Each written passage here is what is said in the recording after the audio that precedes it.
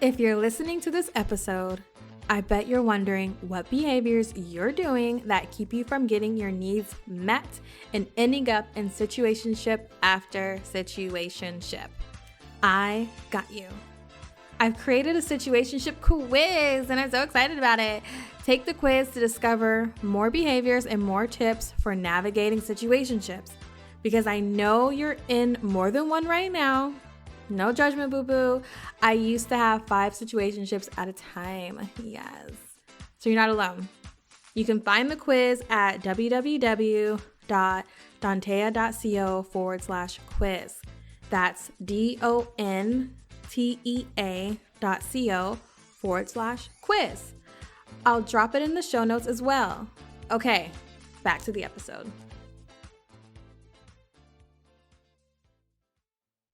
We all have needs. So if your needs is to get your back broken or, get your vagina licked or go on a shopping spree or go out to eat, whatever it is, if you have those needs right now, or it's cold outside and you want to be warm in your house because you refuse to pay $150 a month for heat, I'm not here to judge you. Hey loves, my name is Dontea and I'm your fave self-worth therapist and coach.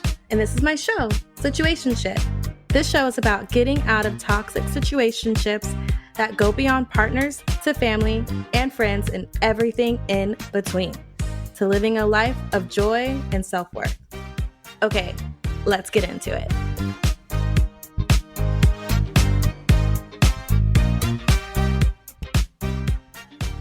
Hello, loves. It's been so long. I'm going to stop saying things like, I promise I won't be gone for a month again, because it's life. Like, what? So what's been happening is that I am in the middle of launching my Worth Everything program that I'm very excited to share with you all. I'll talk more about that a little later. However, that is what's been keeping all of my time. And I'm finally figuring out a flow. So I wanted to get in here and talk with everyone. It's been so long. Like, I truly miss doing this. I truly miss being here. I truly miss the podcast. I miss all of it. And I'm sure a lot of you miss me too. Thank you. So today we're going to be talking about like this whole phenomenon, mindset, right? Myth or whatever, more so like a myth of how there are no good guys out there, how there are no, good dates. There are no good women. There are no good non-binary people. Like meeting someone kind and genuine and authentic and nice and, all that kind of respectful. Like that is this myth. Like there's no good people out there. So in this episode, I will be I will be, referring to he a lot. It doesn't mean I'm not thinking about all the ways we can express our gender and how we identify. It's just what I'll be using today, because I think, how this show goes. I think about my own personal journey and then I share with you all. So I just wanted to put that out there. Okay, so we all want that good person, right? We want that someone who will understand you, will show up for you and love you for you, like love you for all of you that makes you. So here's the thing though. If we want that good guy, what do we do when we find the kinda good guy? He's alright, he'll do. It's cuffing season. It's cuddle buddy season, right? Like, what do we do when we find the kinda good guy? Do we keep kind of good guy around and try to make it work, or do we wait until like the better option comes around? Do we wait until we meet that person who really checks off our boxes, really has an alignment with our values? Do we wait, or do we, get behind what the good Lord's sending us? You know what I mean? And you guys already know, you already know my answer. We all have needs. So if your needs is to get your back broken or, get your vagina licked or, go on a shopping spree or, go out to eat, whatever it is, if you have those needs right now, or it's cold outside and you want to be warm in your house because you refuse to pay $150 a month for heat, I'm not here to judge you. I truly am not. And let's be thinking about, if we know we don't want that, all the things I just named, because you can get that in a relationship, there are real honest parts of us that want the good guy, that want the person that will sweep you up, person that you'll feel like you can be all of you, person that will see your worth, will meet the things that you are entitled to, kindness, respect, safety, love, protection, right? All of that. So again, what do we do when we're waiting? If you choose to wait, right? If you choose to be like, nah, I'm done with that shit, I'm actually going to wait it out. Okay, so I'll tell you something I found really helpful. Let me tell you what I heard from a dating coach. I think I mentioned this before in the podcast. I'm not sure. It was just so good. It was so life-changing for me. So it was Anwar White who had said this, and actually Lily says this too. So both of them, that there are good guys everywhere, right? There are good guys everywhere, in every city, every corner, every country, right? There are good guys. Well, can I say every country? I don't know if I can say that. Depending on their policies. But yeah, there are good guys everywhere. You just have to know how to look for them, right? So today I want to talk about like the ways to feel worthy when you still haven't come across the good guy, right? Because again, when we are spending time with the kind of person with the he's I whatever, there are many times where we are not getting our actual needs met. We're just kind of placating. We're settling. We're just settling. We're buying time, right? I get it. No judgment. I get it. While you're out there searching for the good guy, you're probably feeling very sad, depressed, and even frustrated when dating, and slowly believing it will never happen for you. So again, this makes us question, like, are we good enough and things like that? Is it out there? Am I worth it? Am I doing something wrong, right? So once you prioritize yourself over finding the good guy, here's what will happen for you. You'll start to notice the patterns you've done that keep you in the spaces of meeting mediocre men, meeting mediocre women, mediocre non-binary persons, right? You'll start to see when we take our focus off of this year's goal is to be chosen to be in a relationship, we lose sight of like what actually that relationship will look like for us in a healthy way. And if we don't do that, then we are continuously bumping up against mediocre persons. So once you put yourself first, you'll recognize the patterns, and you'll really, what I get excited about is you'll realize that your standards are below your worth, right? When we spend time with mediocre people, we are lowering our standards. It is what it is. We're lowering our standards. So I don't want you to do that. I don't want you to experience that any more than you have to, especially as the holidays are upon us, right? Holidays are all about connection, love, let's get together, let's be together, those kind of things. And we might really want to enjoy and then join in on that coupled pressure of holidays, right? The matching pajamas and shit like that. That we'll just settle for things that are below our worth, which will continue just like can kind of drag us across the path, of like, oh, I'm here because he likes me, or I'm here because I was bored. Like it will eat at your worth. It just will. So let's talk about the tips for how you can continue to get out. How you can recognize when you continuously find yourself meeting mediocre people who maybe just want to have sex, or maybe who just those people don't want to be alone, so like they're like, hey, you'll do. The people who are not willing to put in the work, and so on and so on and blah blah blah. We talk about this all the time, right? So here are the tips. And I'm gonna put them in a question form this time. I want these to be a little self-reflective. So these will help you recognize your worth even when you don't have a partner. Because again, that's what this is all about.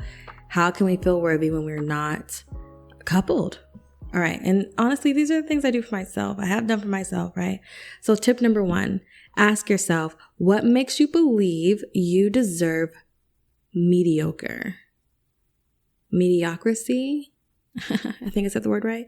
What makes you believe you deserve that, right? So for myself, and hopefully you can relate to this, a lot of times it's, if I boil it all the way down, it's because I grew up in a household where my needs, my wants, my questions, my curiosity were oftentimes shut down. And so that inadvertently taught me that, I'm not behaving in the way I should behave to get the kind of attention that I'm looking for, the love that I'm looking for. So let me water myself down, meaning let me not ask so many curiosity questions because that just makes mom mad, that makes sister mad, whatever, right? So let me take that down and let me get comfortable being in a space where I am getting like maybe a third of my needs met, because this is when I'm getting some attention, something's better than nothing, right? So really ask yourself, what makes you believe you deserve mediocrity? There's also like an adult fear of this is as good as it's going to get. Like we really may believe like mediocrity is the standard. Mediocrity is the average. That's not true. I think a lot of us tolerate the average, tolerate the norm, tolerate the toxicity shit. Cause it's like, let's think about it. Like being toxic is fun. It's exciting. It's in movies. It's in songs. Like I love movies that have drama in it. I love reality shows that have drama in it. So it's like what we're kind of taught to tolerate, right? Okay. So tip number 2, ask yourself if you're ready to be alone for a little while to meet someone awesome and not mediocre, right? Are you ready to be like, okay, this has been fun, this mediocre fun, fly by night kind of stuff. This has been fun. And I do believe I'm ready for something real. Got to be real and got to be real. Got to be real. Got to be real. Right? Like, am I ready for something that is not this bullshit I've been experiencing? And I really ask that question because it's important. We could pretend or try to push through like, yeah, of course I want that, right? However, our behaviors stay the same. Our mindset stays the same, right? We're not really making the moves that we need to make to get out of mediocrity pools. So are you ready to wait a little bit, to not entertain the mediocre people and understand yourself more in order to be able to see those who will show up for you, right? Who will meet you at your worth, who will pour into you the things that you are entitled to. Okay, final tip number 3. Think about the reason why you go back and forth with mediocre persons. Is it because it would be a nice relief? Get some immediate attention, right? Again, I've been there. I've been there. Literally been there. Last year before I moved, I was like, let me call so-and-so because I'm going to need a parting gift, period, right? I knew for myself, this is the space that I was in and I wanted my needs met with this mediocre person. And I was willing to leave that there, right? So again, think about why you go back and forth with a mediocre person. Is it because it would be a nice relief, right? Here's the bigger question though. Do you believe an extraordinary man would choose you? Think about it. I'll answer it for you. Of course. Why? Because you're awesome. I know you're awesome. You're amazing. You're excellent. You're excellente. So of course someone would choose you. However, since you're so amazing, you'd be the one that would choose them. Like, okay, yeah, you could be a part of this awesomeness, right? You could be a part of this, catering, or, maybe you are someone that really loves to fawn over someone, makes them feel very comfortable, give massages, whatever that is, right? Of course, you are deserving of someone who is extraordinary. They're deserving of you. So to get to this place, we must be willing to keep the busters at bay, right? And own your worth. Keep those busters away, because as they get closer and closer, they start to eat at our worth. So keeping that at bay, keeping the gate around will protect you and your worth, and will keep making your worth stronger and stronger and stronger. Yeah? You don't believe me? Reach out to me. Like, we'll talk about it.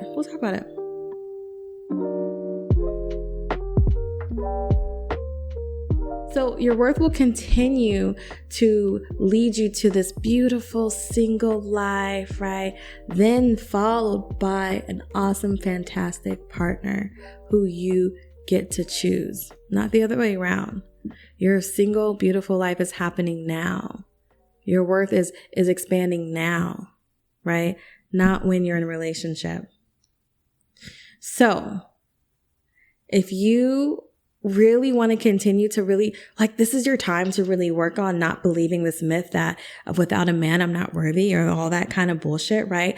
I have created something very exciting. And the title's super cute too. It's called Single and Happy Holidays, right? You'll get to meet me in real time. We'll get together and we'll be able to talk about all the ways, how can I identify my values important to myself? How can I identify true happiness that doesn't come out of being in a relationship? How can I live a happy life while being single? And other great things that we're going to talk about, right? I'm really excited about this. I cannot wait to see you there. The registration link will be in the show notes and I'll say it here as well. That's going to be www.dantea.co/holiday. And Dantea is spelled D as in dance, O, N as in Nancy, T-E-A. So I can't wait to see you there, right? I can't wait to teach you that you are not alone and that you are worth everything, right? Because one thing I see that happens with my clients and with people who reach out to me, right? One thing that I see is that if you haven't yet found the good guy, the extraordinary guy, the guy that is right for you, you'll continue to search through your phone for the kind of, the for now kind of guy, especially during the holidays, because I did it myself, right? Okay? You got it? I know you got it. I can't wait to see you, talk to you next time. And don't you worry, more exciting things are coming, okay?